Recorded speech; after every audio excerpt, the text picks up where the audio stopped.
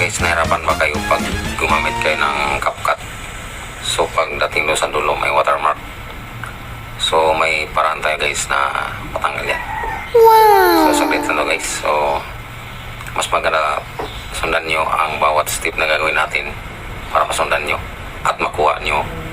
Tiyak na magagawin nyo ay talagang 100% accurate. Punta tayo dito sa CapCut at dito sa Mi sa baba, i-click natin at sa taas yung setting, add default ending, pinutin natin at yung discard, pinutin din natin. Tapos dito tayo sa okay na yan guys. So hanap tayo ng video na subukan natin kung nawala yung watermark. So ito, so pinutin mo yung add,